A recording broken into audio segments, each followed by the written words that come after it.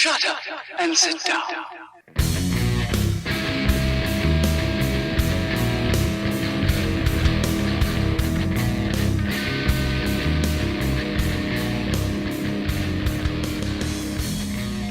Hello and welcome to the second ever episode of the Undercard Smocks podcast. We're talking all things wrestling, and here with me in the studio once again is wrestling fanatic and a good friend of mine, Bradley Smith. Hello, thanks for the introduction. So we are coming off the back of the first SmackDown exclusive pay-per-view of 2017, Elimination Chamber. I'll talk about my thoughts in a second, but first of all, what were your thoughts of the pay-per-view overall before we head on to SmackDown and Raw from this week? The pay-per-view overall, it was a good one. It started off quite slow. The final three matches were the best three matches, I think. And after it built, overall it was a good pay-per-view and set the standard for Raw with Fastlane. The main headline from that pay-per-view is Bray Wyatt, the new WWE champion. The era of Wyatt has begun, and we will talk about that. Him and the 5 other competitors in the Elimination Chamber match, and we'll talk about that in a second. But let's go chronologically. The pre-show Quick. Mojo Rawley defeated Kurt Hawkins, and I'm really not going to say anything else other than that. There's not really much to say. The era of Mojo. Era of Mojo on the pre-show, like he deserves. First match on the proper card, Becky Lynch defeated Mickie James. You got that right. I predicted Mickie. I thought they were going to start her off with a pay-per-view win to kind of build what looks like is going to be a feud longer than Elimination Chamber. It was a good match overall, but it wasn't too exciting, and it started to show off well. Yeah, it did get off to a good start for me with the match itself and my prediction. I predicted Becky Lynch, like you said. Decent match, decent storytelling of the match. Becky Lynch trying to find her feet into the match, and Mickie James is dominating like the experienced competitor that she is. And Becky picked up the roll-up victory, which I think was great. The crowd weren't into it, which is disappointing. That was very easy to detect from when we were watching it on Sunday night. And I don't think there's much more to say about that. It'll be interesting to see where it goes. And they had a match on SmackDown that we'll cover in a second. And it was a nice start to the show, and I think a good choice to start the pay-per-view. Second match, Kalisto and Apollo Crews defeating Dolph Ziggler in a 2-on-1 handicap match. I got off to a very good start. You did. I don't want to brag, but you got the first two wrong. I got the first two right. What was your opinion? Ziggler came across as a great heel again, throwing Kalisto into the entrance stand. And from this point, you knew already how the match was going to go, and Kalisto would get up, being the face he is, and help Apollo Crews with the victory. It was a nice kick at the start, I felt. Not in wrestling terms, as in like a buzz, when Ziggler came out unexpectedly and attacked Kalisto. I thought it was great. I wasn't expecting it.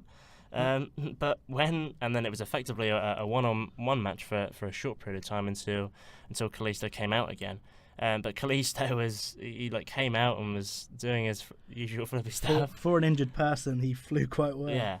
That was my prediction, but I didn't really have much of a reasoning behind it. And that was that. I'm not sure whether they can, unlike the Becky feud and maybe other feuds that we will talk about throughout this review of Elimination Chamber. I'm not sure what they can do. He did have an interview on SmackDown which he explained, which we will cover. And what was we should mention after the match, Ziggler attacked Apollo Crews. It seemed like the crowd were on Ziggler's side here. So once again with a number of chair shots. We will see where that goes. I'm not too hopeful, but we will see. Talking about not too hopeful, the tag team turmoil match for the SmackDown Tag Team Championships. American Alpha picking up the win. Very, very predictable. Even with the Uso beat down, it was very, very predictable. There was a tiny part of me that was like, oh no, the Ascension are going to pick up this victory, but the Ascension aren't main show quality, and hopefully they disappear off the card again. No other tag team really shone. So American Alpha are the strongest tag team on SmackDown, and they deserve to retain. Well, just to paint the picture for people who didn't watch it, American Alpha, they weren't in the starting two, and I thought they maybe could have, just to prove that why they're the best. They didn't, but once they eliminated the Usos then attacked AA, and which meant that the Ascension then came out trying to capitalise on the Usos attacking American Alpha.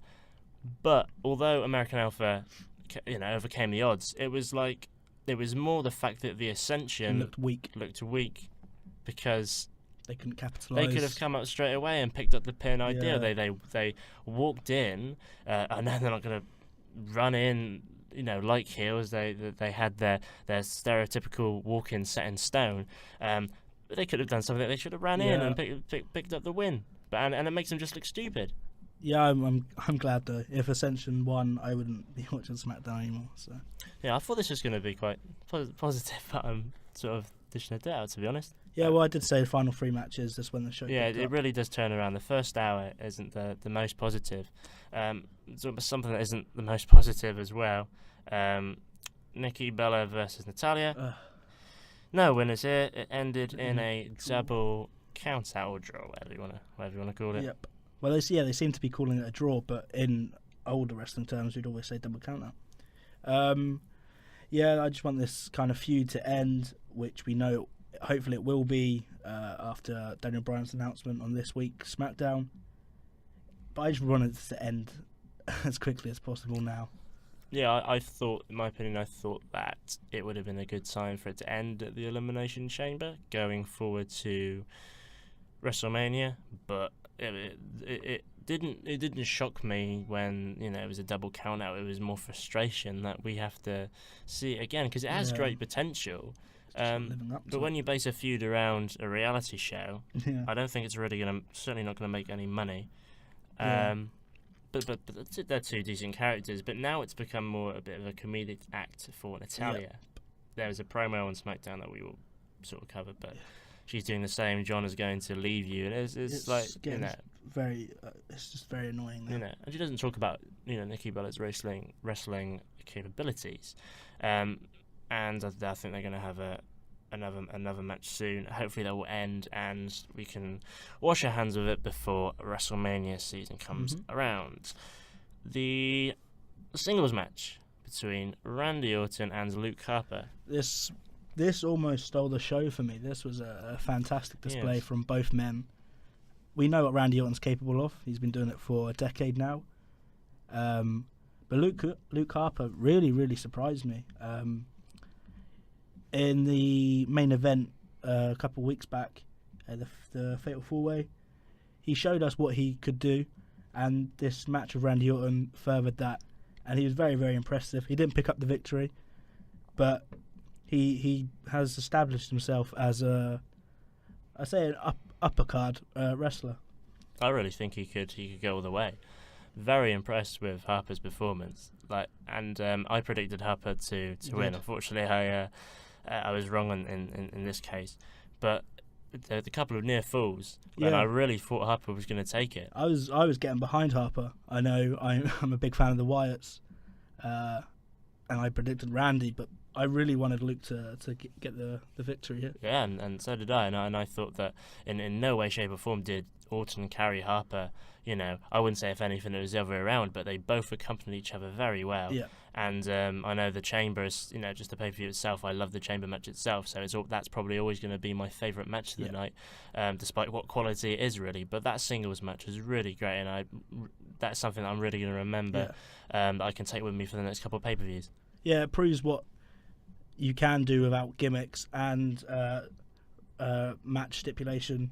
You can just put two good wrestlers in a match together, and they will perform. And they really did deliver the goods.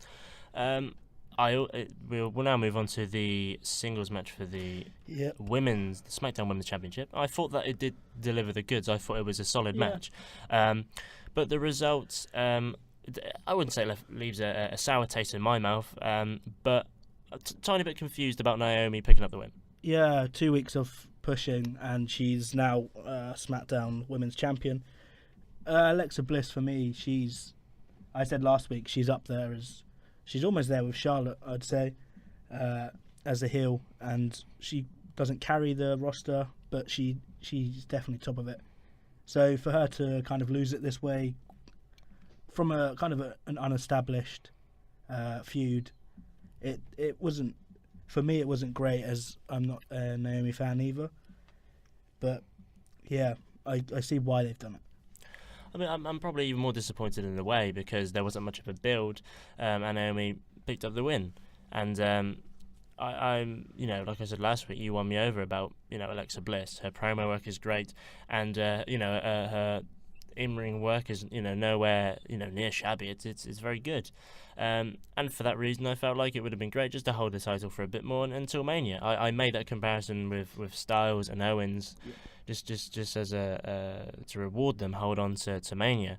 But in this case, it hasn't been the same for Bliss, and it's they've to flip that, they've sort of given the championship to Naomi to reward her for years of service to the company. But saying that, she has been a very underrated wrestler. She's underrated. I can agree with that.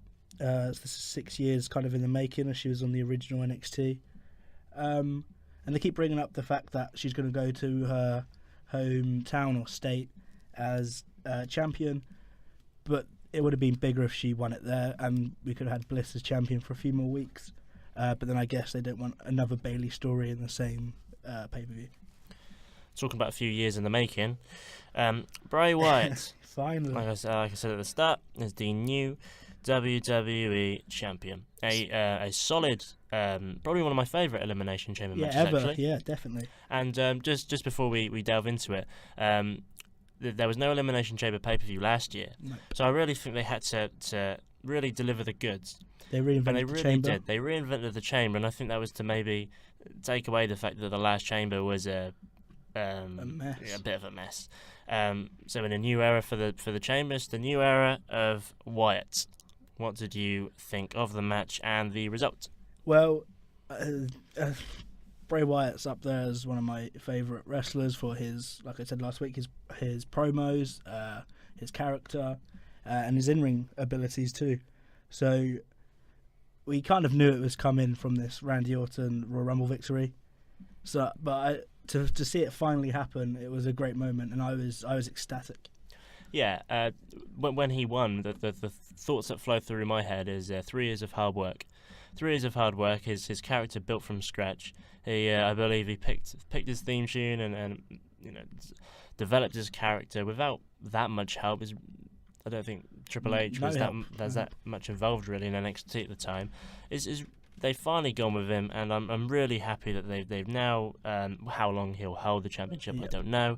But I was very happy about the result. I wasn't just content. I was happy and over the moon. In fact, a very hard working individual, as you can see. Yeah. And he's tweaked his character with his promo work. There's a bit more sense in what he says nowadays, and there's a bit more of an intent that people can grasp onto and understand. And I love the character, and I love the fact he's a champ. Yep. It seems more of a reward to Bray himself and the fans, as for 3 years now we've totally backed him since the Shield feud. So this seems like a reward more than a future champion. It's gonna last long, but it's nice to see for now. Going into the actual chamber match itself, it was fantastic. Bray picked up the pin on Cena and Styles, which made it even better. We saw there was some great stuff. We saw Corbin and Ambrose. Him going through the bulletproof glass was great. The Miz showing his character of cowardness. It all worked. It was definitely up there as one of the best. It really was. There was some real great storytelling in the match. Definitely. And that moves on well to the opening segment of SmackDown. Bray Wyatt coming out on his own without Randy Orton, and although it's Bray and his character and everything, I like the "You Deserve It" chants. Yeah, that was great. That was nice to hear. Naomi got it at Elimination Chamber. Now Bray got it SmackDown. Yeah, and a lot more is a great pop he did get. Yeah, and you could tell that he really did appreciate it. And there was a point where Cena said, "You're now champion," and it didn't look like it looked genuine. He just went into a big smile. Oh yeah, it really was. And Cena came out, Styles came out, basically saying that they both need a one-on-one rematch. Daniel Bryan comes out, makes the match instead. Triple threat for the WWE Championship, the main event of SmackDown, and we will cover that in a minute. Do you want to go chronologically? Just with the lantern on the belt as well. For me, that was just a small touch, but it was great. Usually it's around his face area, so just to have the belt highlighted with the lantern was fantastic. Yeah, and John Cena doing John Cena, and Styles getting a huge pop again. Well, we've still got a lot to cover in the rest of this podcast. So some of the stuff we will only touch on slightly. So we'll start with one of the feuds that has developed from the Chamber now is Ambrose and Corbin. Ambrose picked up a roll up on Corbin and eliminated Corbin, and Corbin, it's fair to say he wasn't happy and attacked Ambrose, and that set up the small segment on SmackDown. Yeah, Ambrose comes out calling for Corbin, which is nice. He's not cowardly. It's kind of started a couple of weeks ago when it was a lumberjack match between The Miz and Ambrose, and after Dean's picked up the victory, I think Corbin's come in to take him out, and Ambrose has put him over the rope. I've been saying since Corbin's demanded to be in the main event scene, I've said that he should be more upper mid card with the IC title instead, and I'm glad they're going with this now. I think it's going to lead to a great feud. And I'm hoping that if they do have a feud at Mania, which is probably what's going to happen now, I'm hoping that it's just a one-on-one and they're not involved in a ladder match. Yeah. Because stereotypically, the last few years, the Intercontinental Championship has been decided over a ladder match. Yeah. I think that might well be the Cruiserweight Championship. I think it would be unlike a Mania if there wasn't a ladder match for a championship involved. But going back to Ambrose and Corbin, the Deep Six from Corbin that he delivered to Ambrose was great. Yeah, I was genuinely excited for this Ellsworth and Ambrose match finally. It didn't deteriorate to anything, and the way Corbin's carried Ambrose into down the ramp by his jacket is great. It shows the power of Corbin, and hopefully now it's going to have a steady build all the way to Mania, and I'd say that the two of the most entertaining at the minute. So this is very worthy, and SmackDown will do well with it. Well, I think with Corbin, when he debuted on the main roster or any NXT superstar, if someone doesn't watch NXT, doesn't watch the product, when they first debut on the roster, it gives them a chance to really analyze. And for us, it's a great chance for us to analyze their character. And at the start, I really wasn't that keen on Corbin's character. It was quite stale. It was he was another 7 foot big muscly guy. They just needed something or more of a statement to make, and that statement really has come in the form of him wanting to prove everyone wrong and win this championship, or whatever championship it might be now. It might be more so that's going to be in the Intercontinental. So it's just going to be very interesting how that pans out, really. The one thing with SmackDown that really helps out is Talking Smack. It's a fantastic show. I don't know if people watch it, but it's just half an hour after SmackDown. It's great, and Corbin over the last few weeks this is how he's established himself, and now he's proved himself as a big heel on the roster, and he deserves to be where he is. And I'm very much looking forward to their feud. A couple of segments that really, I'd say, put the downer on the show, but didn't give it that real boost. Yeah, the Usos. They cut one of the worst promos I've seen in a long time. I didn't get it. Was it like were they trying to be like the Wyatts? I was really confused. Yeah, like I said last week, this division is quite stale, and American Alpha are good to watch, but apart from that, there's nothing really there. So I kind of want them to give just the Fashion Police a bit of a run, because at least they're entertaining. Yeah, and the Usos cut this promo after American Alpha picked up a win over the Ascension, Yep. I believe. And I wasn't really expecting it, but at the same time, now I'm not sure if it's a lack of direction that the champs have been put in these turmoil matches or multi-man tag team championship matches. I'm not sure if that's the case, but now they're going to try and cement a feud and revert back to the fact that, Yeah, it looks like that. a few months ago the Usos, I think they cost them a number one contenders by injuring them. But no doubt in the Usos' in-ring abilities, but promo work. Yeah, needs a bit of work. They've been face heel. There's no way this is getting on this. It's going to be it's quite debatable whether it's even going to get on the pre-show at WrestleMania. So we're probably going to see a tag team match before then instead.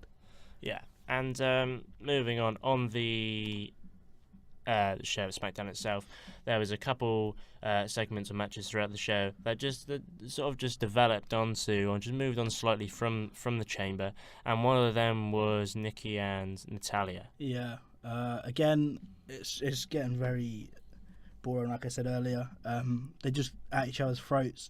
So finally, Daniel Bryan has announced it will be a Falls Count Anywhere match next week, and for the sake of the feud, I hope they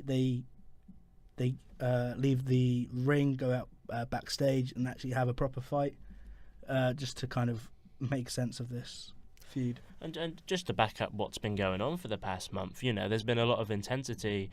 That's an understatement in the attacks that both women have given to each other, and it's just that intensity hasn't passed over to the matches itself, which for us is a bit confusing and frustrating, really. Yeah, it's been building for like 3-4 months now since Survivor Series, and I think the fans now just want this match to happen, and that'd be that. Yeah, it had potential. And before we actually started doing these podcasts, I've said to you some of the segments. I think there was one where Nikki was backstage by all the merchandise, and Nikki comes in with a great spear, and potential. The foundations were there, but the foundations have always been there. They've just fallen. Hasn't capitalised. Yeah. And something that I don't think we really need to touch on very much. There's an Elimination Chamber rematch between Becky Lynch and Mickie James, and there was a part in the match where Mickie had been knocked off the canvas, acting out that she had dislocated her shoulder, and she was continuously shouting that to the referee. And as Becky comes close, super kick. So yeah, Mickie hits her with a spinning kick. 1, 2, 3. The referee wasn't very happy about calling the count, but that was that. And at the moment, maybe a match next week. It's 1-1 now. I think she did this to show her that she's a veteran, so she knows all the tricks.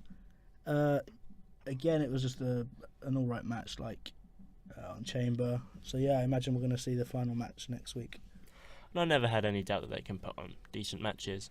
I'm not sure if you are as much as I am, but I love Becky Lynch. I have confidence in both of them. Yeah. But yeah, it's nothing too exciting. It's just a solid match. It's nothing too exciting, but the storyline makes sense as well. Yeah. Before you talk about main event and someone getting involved that you're very looking forward to talk about. We will talk about Alexa Bliss and Naomi's segment. They didn't have a match; they were just a segment. And just to set it out for you, Naomi comes in. The lovely Renee Young, I must say, conducts her weekly interview like she does. And Naomi said, she got the you deserve it chance. Yep. She said she'd love to take the title back to her state. She said she picked up an injury. She had a knee brace on. She didn't say what the severity of it would be.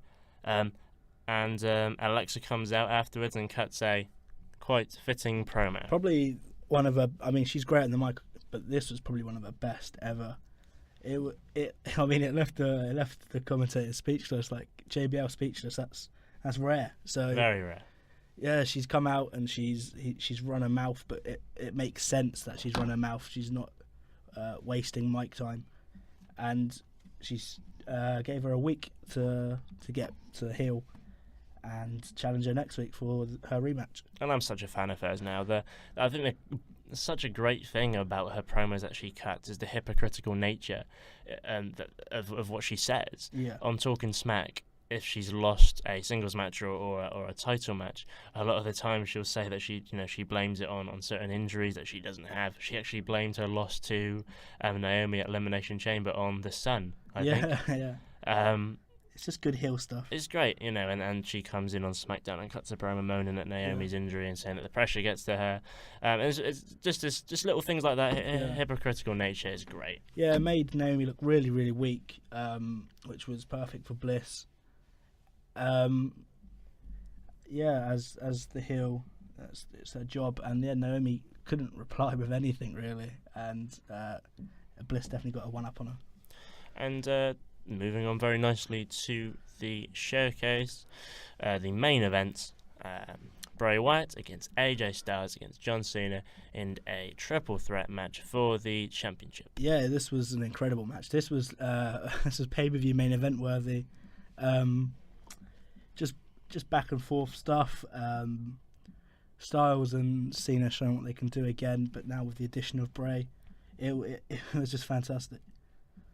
And before the match, what's quite important to note is as Bray Wyatt is making his entrance and he blows out his lantern, there appear is Luke Harper, the wonderful Luke Harper. Yes. Yeah.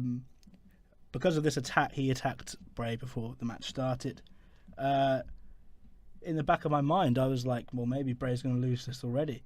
And it did look like that for a bit because Styles was performing so well, and I thought it was going to end like that.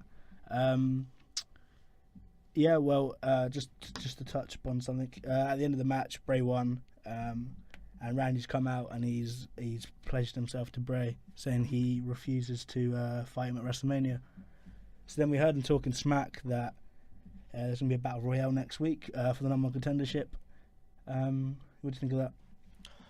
I think it's a decent move. It makes all the fans think, because Orton coming out, I think it's fitting that he came out after the main event itself. After, I must say, Bray Wyatt was booked perfectly, overcoming the odds of being attacked by Harper and picking up the win, pinning John Cena. But in terms of that, of Orton sort of pledging his alliance to Bray Wyatt, I think it's a great move at the moment, because then it's going to make people angry, but make people think, because him saying that he's not going to face Wyatt devalues the Royal Rumble win. But I'm glad that he said it, because it's not going to devalue it for a while, because I think things will change due to the fact that I think that Harper's going to win the Battle Royal. Yeah, you told me, we discussed this last night quickly. At first I was thinking, well, maybe Bray's going to lose this title now, and there's going to be a feud between Harper and Bray going into WrestleMania. And then I was thinking maybe this is a push for Luke. He deserves it. But with Randy refusing to fight, I think he's going to eventually change his mind, and this is going to lead to a triple threat, which makes me think: do WWE have the confidence in Bray to hold a main event by himself? Yes and no. I think that he will be content, thinking about how far he's come, and I don't think his character makes up for his in-ring work. His in-ring work is great. I love the finisher. I'm not saying the finisher makes up for his overall abilities. I think his abilities is fine, but his character makes up for that. But I just think that, not saying that they can't rely on him, but I just think they have some great potential here. And I think that an early prediction for Mania, I don't think Styles or Cena will be involved in the match for the championship whatsoever. I think it's going to be a main event between Wyatt, Orton, and Harper. Because I feel at the moment Orton is saying to Bray, I'm not going to take part.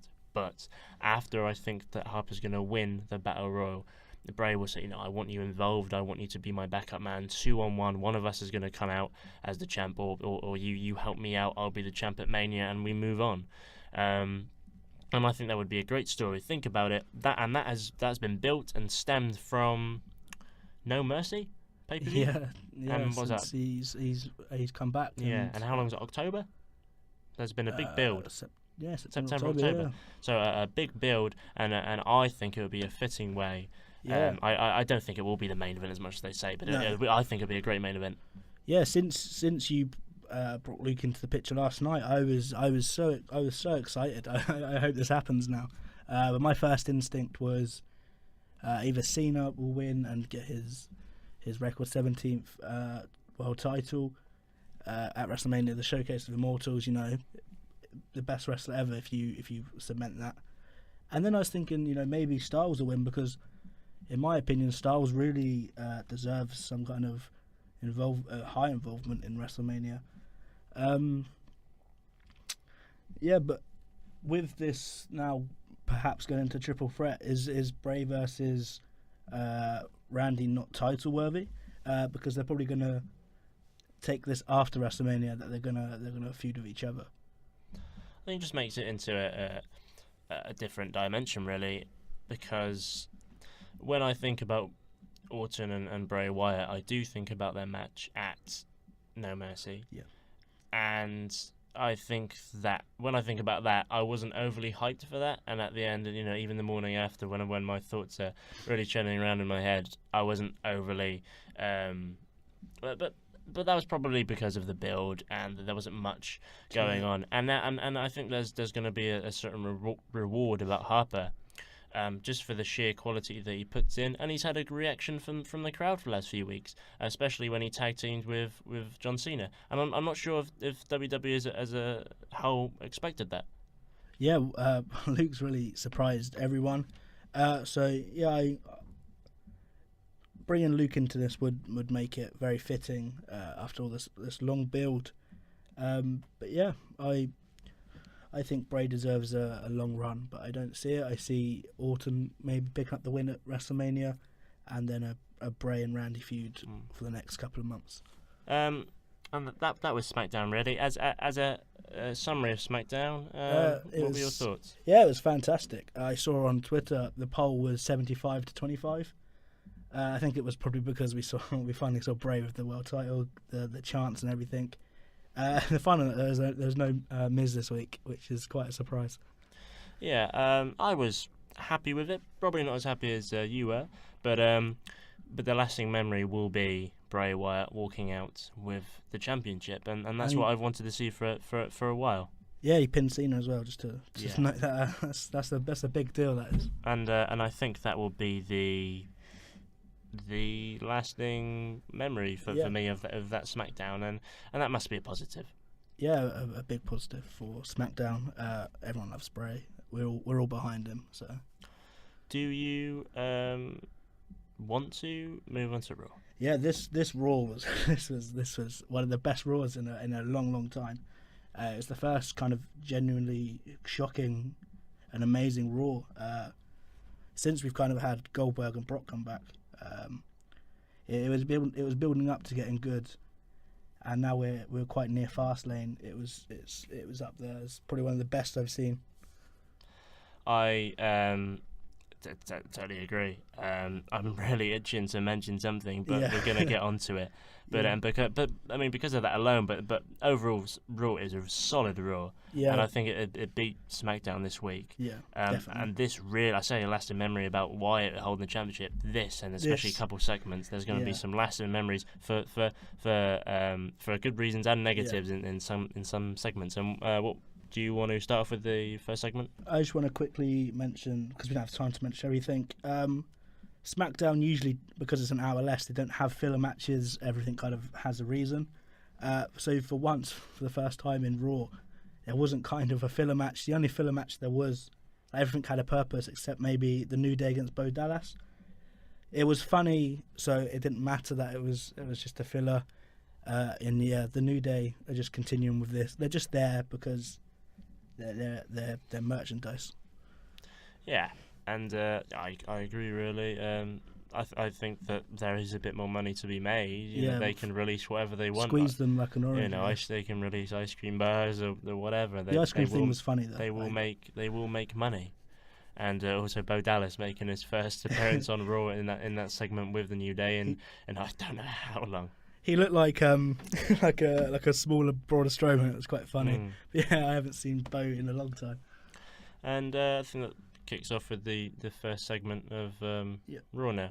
Stephanie coming out as she loves to with no Mick this week. No Mick this week. The ego that Stephanie McMahon is. She came out, and then quite it's happened quite a lot, especially last year in the build up to WrestleMania 32. Reigns comes out, interrupts Stephanie, and if I'm not mistaken, he's calling out Braun Strowman. Right? He is, yeah. He wants the match now. He doesn't want to wait for Fastlane, which is typical Reigns.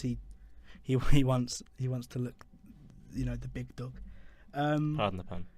Yeah, and quickly, Stephanie says something about he won't get his opportunity at WrestleMania. So we imagine this will be the Undertaker. Because if you fight the Undertaker at Mania, then you're a big name. It's one hell of an opportunity if he does get it. I was quite confused at the time, and after this conversation was going down, the Raw Tag Team Champions, the Club, came out. This was quite. This didn't make sense. Like, why were they sticking up for Stephanie and coming out to interrupt Reigns? Which then they were just telling Reigns he shouldn't talk to their commissioner like that. Which then led to a 2-on-1 match between Gallows and Anderson versus Reigns. Yeah, at first I was quite confused, really. I was worried at first. As soon as they came out and begged the idea that for a 2-on-1 handicap match, which did happen, I was worried that this could be the burial of the Club. The Club and the whole tag team division. And the whole tag team division. Again... They're kind of giving Reigns these kind of impossible matches, and he's getting beat down like he did with Joe last week, and now two men on one. They're giving him this beat down so he doesn't look 100% going into Fastlane, and then because he came out this week and he pretended to be injured, and it just looks like it's building to then see him overcome the odds to beat this big monster Braun. Yeah, well, talking about the match itself, in the end, although I was confused about the Club coming out, I was then drawn to it in the end because the match ended like I thought it would be. I was worried that Reigns would pick up the win, but I think it's great. Heel heat for the Club, doing the job for an authority figure like Stephanie. And that sort of painted the picture for them as powerful tag team champions, and the frustration of Reigns, and that frustration came out later on in the show. Do you want to talk about that now and link that when he came out in the match with Braun Strowman? First of all, Braun Strowman fought Mark Henry. He did. I thought it was a surprisingly okay match. It was. Yeah, Mark Henry, he's just here now as a veteran doing his thing. But the way it was a bit back and forth, but then again they've made Braun look very, very strong. And the way he picked up Mark Henry, it was crazy. He looked like he weighed nothing, and it was great. Yeah, and it was very back and forth. And I like the fact about that because it was a sense of Mark Henry still has something to give, but and he gave everything. But at the end of the day, that's not enough. Yeah, towards the end of the match, Braun just beat him right down. And he hit the drop kick as well, which was great. And there was announced from Raw that he'll face Big Show next week. So they're getting bigger and bigger. It's giving him these opponents now. That's just going to make him look stronger. Yeah, it's like they're getting bigger and bigger, and then it's kind of in our heads that Reigns is the biggest of them all, even though he's not physically the biggest, and I think that's what they're trying to do. And when he Braun beat Henry, Reigns came out. I think he got onto the canvas. Braun knocked him down, but then Reigns came back in, hit him with a Superman punch. But then Braun was left on top. Yeah, hit him with free. You know, and it was very much like going back here. It was very much like when Reigns fought Lesnar at WrestleMania 31. Yeah. These Superman punches, and it's taking 3 or 4, even more than that to actually put them down. And that's only going to make Braun Strowman look stronger. And at the end of that segment, I think Strowman was left standing in the ring, victorious once again. Yeah, just to go into Fastlane, him looking, it's like David and Goliath basically. They're trying to do that by the looks of it. Stuff that we don't want to leave out entirely, but we do want to touch on. If we go on to the cruiserweight division and include both matches at the same time, if that's okay with you? Yeah, it's fine. Gallagher versus Noam Dar. It was a solid performance again from Jack. He comes out every week and he's so fantastic. Like I said last week, it's him and Neville that are kind of the foundation for this whole cruiserweights at the minute. Yeah, and the headbutt he did was great. That's great. And yeah, he's going to go into Fastlane with a lot of momentum. You don't really see these headbutts really as a signature move. Yeah, and that was great. Last couple of weeks, he's really pushed on for me. Yeah. Jack Gallagher, and I think he's a worthy opponent for Neville going into Fastlane. Yeah. At this point, I can even see him taking it from Neville just to kind of have a back and forth, and I think he deserves the championship at the minute. Yeah, very much so. And the other cruiserweight match on Raw is Akira Tozawa. And he's great again. He's really great. I'm not sure about his screaming, as the commentary team alluded to. But his suplex. The suplex into wow. the pin is fantastic. Daivari was his opponent. He's just there again to get beat and get paid. That's Daivari. Yeah, and we had Brian Kendrick on commentary saying he's his protege, but Tozawa wasn't recognising him as a leader. So this is going to lead to a feud, I imagine. And for a newcomer like Tozawa, a veteran like the Brian Kendrick is a fantastic opponent. Yeah, I totally agree. And I like the fact that this might sound odd, but although Tozawa is just debuting on Raw in the Cruiserweight division, in his last couple matches, I don't think he's had a lot of offense throughout the 2 matches. But it proves the point that finisher, and they really have bigged up his suplex, and it really is great because it can just be out of nowhere, ducks under and straight into the suplex, and it's such a powerful and quick thing. And for people who they might perceive the cruiserweight matches as a toilet break match, for people watching home might go and make a cup of tea, but but that finisher wakes you up. It's like wow. Yeah, you wouldn't expect to see a German suplex as a finisher in the cruiserweights. You expect high flying. So yeah, it's great, definitely. Well, I know that moving on. I know you don't want to talk about the next thing. No, this isn't worth any time. But you don't want to talk about Emelina, but I'll talk about Emelina. 17 weeks in the making of these vignettes. I think about through 10 weeks, there was a vignette saying that she would debut. Yeah. She didn't. I'm not sure if that was a change of heart. 17 weeks in total. She comes out. There she was.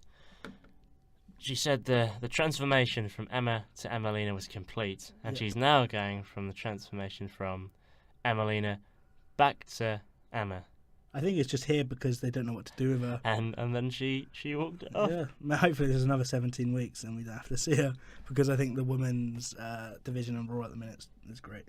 Well, wow, I disagree with that, right? Because Corey Graves was very much into the debut of Emelina, and so was I, and I was so pumped for it. The shut up Byron gets me every time.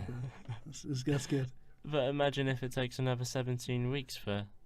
I don't think we're going to see her again. No. I think that's it. She was, the fans got behind her. Even she was a heel. I think I honestly can't really remember her. It's been so long. Yeah, I can just remember from doing the stupid dance with Santina. Yeah, and like I said, I just don't think she's needed at the minute. So they just had a bit of a comical aspect with her. Yeah, I think she's on the main roster for a short period of time. Maybe after Mania, correct me if I'm wrong, and then she was she got injured. Yeah. But she was a heel before she was injured. But we'll see how that goes. Yeah, another quick segment will be. Yes. I know you find him so annoying, and I sure do. yeah, it's another time Enzo's been running his mouth. This time to Sheamus and Cesaro. We saw what happened last week with them costing Sheamus and Cesaro the title match. A backstage segment which led to Enzo versus Cesaro. I'm glad Cesaro picked up the win because Enzo is very annoying. I do like Big Cass in that though. Big Cass is very strong, a talker. But yeah, Cesaro picking up the victory, simple. And then I believe this is going to lead to another one contender match. And I think I said last week that it looks like Enzo and Big Cass are going to get a WrestleMania moment, and then Triple H could tweet, "We NXT again," and a picture of those two. Yeah, well, I don't even want to allude to the match because, to be fair, I don't even remember it in a. Well, I just remember Enzo's face when he he received the uppercut from Cesaro. So it's a good move though, which I'm a big fan of. But just the segment before the match, just Enzo Amore. And I don't know what's come over me because before, like even last week, he's been on Raw every week, for months. He hasn't even missed an episode he's been on, and I haven't been, frustrated or angry with him. And this has happened. I think it's just how he says "couple of haters." He says "couple of haters," and he does his little dance, and it's very annoying. Yeah, I think it's starting to get across that he runs his mouth, and then he's got Big Cass to protect him. And I mean, they're like the third or fourth most selling merchandise on the WWE shop, so people really do like them. But yeah, I'm a big fan of Sheamus and Cesaro.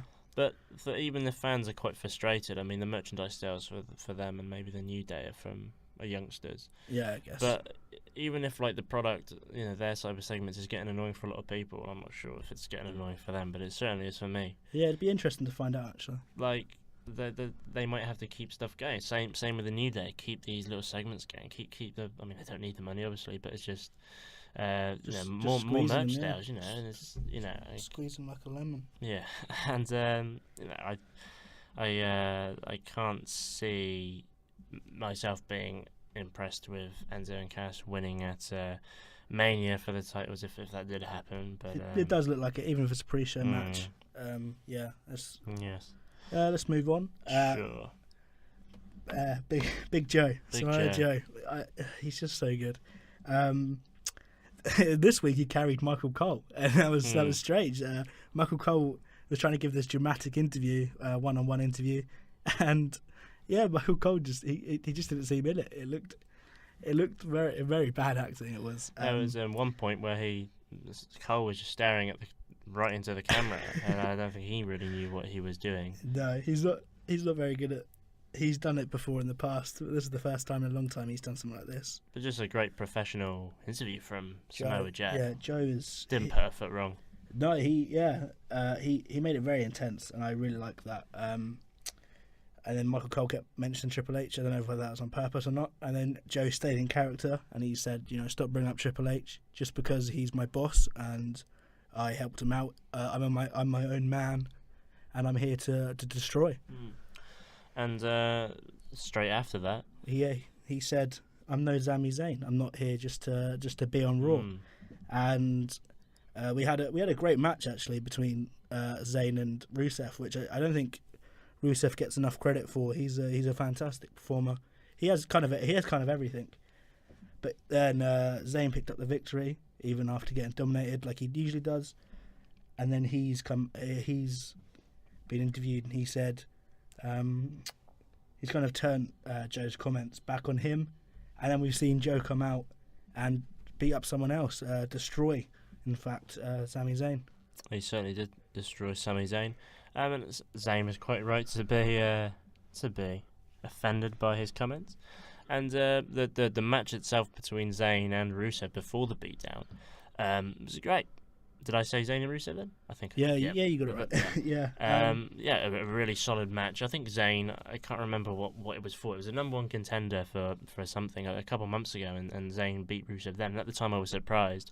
But because I had that match in mind, I wasn't surprised that Zayn picked up the win here. And it's a shame of Rusev. He's sort of left out. He wasn't really involved. He was in the League of Nations last Mania. He's not really gonna have much to do. Probably the Battle Royal at this point. Yeah, it's a bit unfair because when they took the United States Championship away from him and Reigns did nothing for it, I felt bad for him then because he's a great addition to Raw, but there's not much they can do with him at the minute. As in a minute we'll talk about United States Championship. He can't get in that picture, and he's certainly not main event material at the minute. Just quickly, I don't know if this is going to lead to a program with Zayn and Joe. Because it looks like Joe can't really do much else at the minute. We didn't get to see it in NXT, so hopefully we can see it now. And I can imagine a great match between the two. I could see a great match. I think it could steal any show on any Monday Night Raw, any pay-per-view. So we'll see how that goes. That could be very exciting. Yeah, we got Ultimate Heel and Joe and Ultimate Babyface and Zayn. So we got there. We're here. We wanted to talk about this. This is why. Why Raw was incredible for me. I remember I messaged you after when I was watching it. I put, "Oh shit, have you watched Raw yet?" Yeah, and they were building up the festival of friendship. Yeah. For that, they showed these packages throughout the 3 hour Raw. This is kind of when I felt something was going to happen, but what happened I was not expecting at all. Just before we had Triple H asked to speak to Kevin Owens by himself, and Jericho's a bit like, oh, okay. But then they've gone on with the Festival of Friendship, and as soon as Owens come out, he's kind of had a weird kind of vibe about him. But just before we had like a promo with Jericho, call himself the 61-minute man, and it was just really funny, like he usually is, and it kind of gave off this face kind of feeling. I just thought even before the main thing happened, it's just Jericho coming out with his dancing like he was, with a smile on his face. I just thought it was brilliant. It was probably just little things like just the way he said extravaganza, just little things like that. Things, I just thought it was brilliant. Just the way he did with his strut, dances in arms, with his hat as well. Yeah, his special scarf this time, white suit. Yeah. I think probably Chris Jericho is probably the best promo maker. Again, proving it with the creation of Kevin Owens that made me. I don't laugh out loud at TV programs, but this got me. Yeah, that was one of the gifts that Jericho gave Owens. I think the other two was this ornament. It was a Guggenheim piece. Yeah. Intertwining with one another. That was very funny as well. And the magician, friendship the magician, who I thought was very good actually. I don't know what Jericho or Owens were Kevin moaning Owens' about. son, he'll be a magician one day if he can do that. That was great actually. Yeah, back and forth on the mic. They work so well together. The chemistry is really there. Yeah. Do you want to set this up? Really, I'll give you the glory of just sort of explaining and setting this up, because I know how much of an effect this had on you and how much you enjoyed this segment. How shocked you as well? Well, as just quickly, as the year was building up, I shone to Jericho a lot, and kind of around the Shark Cage announcement was when I really realised that he was great with this whole list of Jericho. I know people have loved it for months, but this is when it really kind of cemented for me.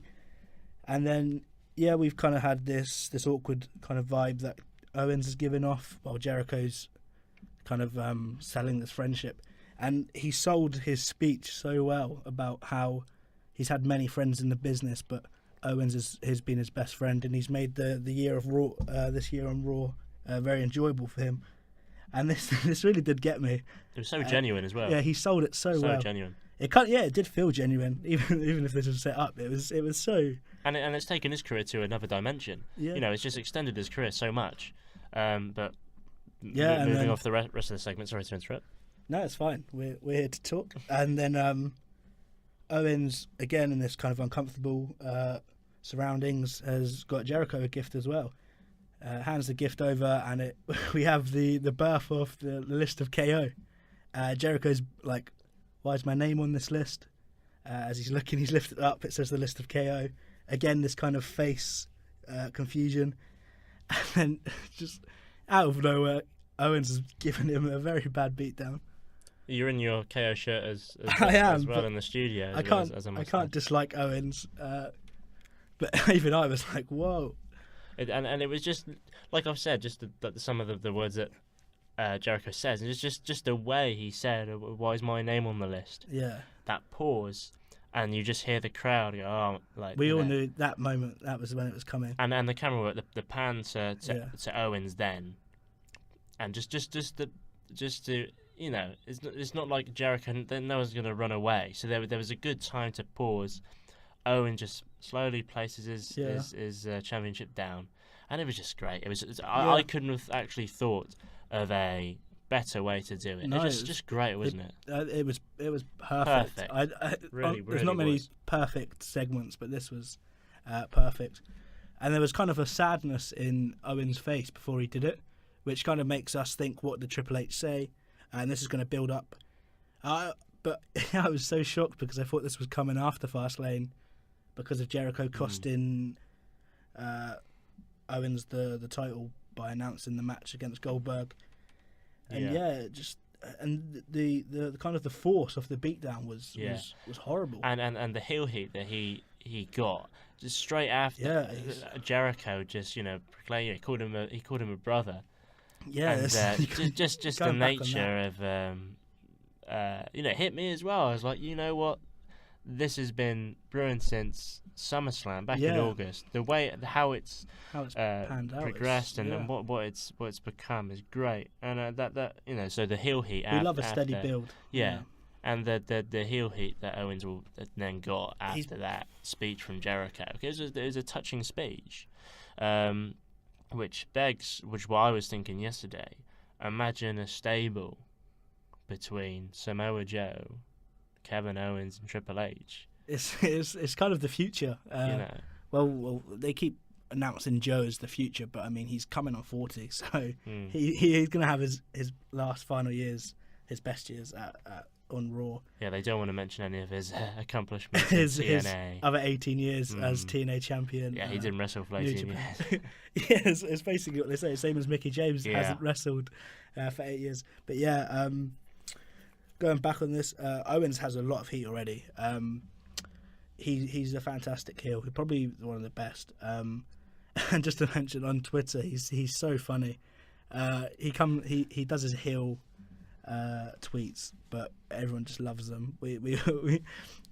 Goldberg said he had to call him Daddy, and Owens has replied Happy Valentine's Day. It was great, but this is because we kind of adult fans like this. But going back, the beatdown was awful. He's put his head into the TV. Yeah, it was. I immediately thought of a few years back when between Shawn Michaels and Jericho. That generally messed up his eyes. So when they've had the blanket on his head, I was like, maybe he's actually burnt. It kind of looked a bit bad. Yeah, it was great, and it was very reminiscent of that feud between Jericho and Michaels. Yeah. Is there anything that you want to add about this extravaganza that was the Festival of Friendship? It's probably just one of the best segments. It's probably segment of the year. I didn't see how they're going to top this because it's just built for so long, and we were thinking, we knew it was coming, but it was just such a shock. In 5-10 years' time, we're on the network, and it shows those clips from Raws in the past. This is going to go down in history as one of the biggest Raw moments ever. Yeah, especially in the last 10-15 years anyway. Because Jericho's a 21-year, I think, veteran now. It's good because he's going to be the face in this, and we're all going to get behind him. And I believe this is going to lead to a United States Championship match at WrestleMania, and I think they have the potential to steal the show with the chemistry they have. Is that all you want to say? Is Yeah, anything else I just want you to see wanna how add? this progresses, as this was kind of a what's the word? Kind of a forced friendship at first. Well, not forced, but it wasn't real at first. Mm. But I want to see how they take it, as in like a few years back we had Batista and Rey Mysterio, who everyone knew were genuine friends, and then they've fallen out, and it was a great feud, even though it was small. And I think this has the same potential, and I can't wait for WrestleMania. I can't wait for WrestleMania, even if they were to fight for Jericho's United States It Championship. looks like that way. Which but- it does look that way. But I don't think that would take anything away from the feud. No, definitely not. But Yeah. imagine Owens retains, and we've got Mm. Jericho in the main event scene again. It'd be fantastic. It would be great. And I think because they're now probably going to feud over the US Championship, it's like they will be feuding over a much bigger championship. Yeah, it's not to gonna- take away the value of the United States, but it's not. Reigns made it lose all kind of meaning, and now they're going to boost it up like the IC title. And that sort of does make way for Goldberg Lesnar if Goldberg does win at Fastlane, which Yeah. he probably will. Yeah. And we, his match against Lesnar doesn't seem as controversial. The fact that they're wrestling over Yeah. the title. Um, Main event Main between event. Charlotte and Bayley for the Women's Championship. Yeah, it was a fantastic main event again from Charlotte. Not to take away from Bayley's performance, but like Charlotte's moonsault off the barrier, she's she's just fantastic. You can't really. There's no more kind of words you could use because we used them all last week. Yeah, And I think we will in weeks to come. How just praising Charlotte's abilities in ring and on the mic. yeah, definitely. There was one thing where Dana Brooke came out, and we haven't seen her for a while. So it's kind of still showing that Charlotte's this heel, even though she can do it by herself. She always has Dana as a backup. And it fed in nicely because then Bayley had Sasha. Yeah, she had Sasha Banks by her side. She's had this brace on her knee, this knee brace on for a while, but she came out with her crutch and Yeah, right. The yeah, throat. it was really you watch it back. They show the replay quite a lot. She was right in the throat, and Bayley picked up the win. I know you talk about Charlotte's abilities, and I don't think you've. Correct me if I'm wrong, but I'm not sure if you're showering Bayley in praise when we do talk about her. But I did, I feel like their match was a lot better than it was at the Rumble. But I really did enjoy Bayley's in ring work. Yeah, but we were kind of on Monday. Yeah, we were kind of sat there thinking, what does she have to do to pick up this pinfall? She was a lot better this time round than Rumble. But yeah, we were getting behind her, thinking she has to get this because she just kept going with all these moves. She used everything she had. Then she got the help from Sasha, but it's kind of, it was kind of for once the face can get help as well. Yeah, and a very technically sound match as well. And I felt that her in-ring work surprised me. I never really watched NXT around the time when she was feuding with Sasha and the other of the so-called Four Horsewomen. But I feel like when she knows it's her moment, she knows she's winning this bout. She gives it everything. Yeah, it's kind of, you could see. Obviously it's predetermined, and she knew she was going to get this victory. And you could see the emotion kind of seeping out, like at the end, towards the end, which was nice because then it looked like she was having more of an aggression to win. Quickly just to finish. Yeah. It looks like this Sasha heel turn we spoke about is coming sooner than we thought. Yeah. If we look towards the potential that Mania might have for the women on Raw, I still think that there might be a Fatal four-way, getting Nia Jax involved as well. As you said, if there is a Sasha Banks heel turn, which there might well be, and I think will be, when do you think it is going to occur? Probably after Mania. I think this is It was kind of rumored for SummerSlam, but I think at Fastlane, Charlotte's gonna win a rematch, and then at WrestleMania, Bayley's gonna have this new big moment for her, and I think Sasha's heel turn's gonna come then, as she's jealous of her friend, which we've seen before. But just to talk about Fastlane, it does look like it will be Charlotte, Bayley, and if she does retain, it's kind of there's no reason why she's had this victory now. Charlotte's gonna, I see that she will win. I mean, the match hasn't even been made yet, and it's still 3 weeks or so till Fastlane. So we'll cover the predictions very soon. But just with this pay-per-view run, that Michael Cole, every single time Charlotte is even mentioned, he mentions her pay-per-view streak. Yes, they're selling it a lot every time, And not that I don't get annoyed by that, then, but by the way that he bigs it up, really that the fall is coming, and it will be best to do it at WrestleMania. Yeah, it'll be it'd just be weird to do it at the pay-per-view before. Why not wait another month? Yeah, one way I was thinking they could do this fatal four-way is maybe surprisingly Nia Jax becomes number one contender for the Fastlane match, but then that means we would see either her go into WrestleMania champion, which would make sense, or we'd see Bayley go into WrestleMania as champion. Again, the way it's going, it looks like Bayley's gonna pick up the victory and win the belt, not retain. So yeah, it'd be interesting to see how they do this now, because it has the potential, again, like last year, to kind of steal the show. Yeah, I don't really know. I wouldn't rule out someone like Nia having the belt. You just don't know, because there's been so much. The belt has changed so many times on Raw that you just don't know. You could have the belt change times and then just culminate in Mania. They've gone with this for so long. I think the turning point was Hell in a Cell, when they thought Charlotte can't win again, and she did. So you don't know. You just don't know. But I'd like to see a fatal four-way. I think that's the right way to go. To also big up Nia Jax, because I think she'd be lost if she wasn't involved in the title picture. Yeah. Hopefully it's not back and forth between Charlotte and Bayley. Hopefully one just wins it and then has a long reign. I'd like to see Charlotte win at Mania, but it doesn't look like it. It looks like this streak's going to finally end. And yeah, well, we have to wait for Fastlane first. And it would be fitting for someone from the the Four Horsewomen to end that streak. Yeah. We Triple H, we're at NXT. Sure.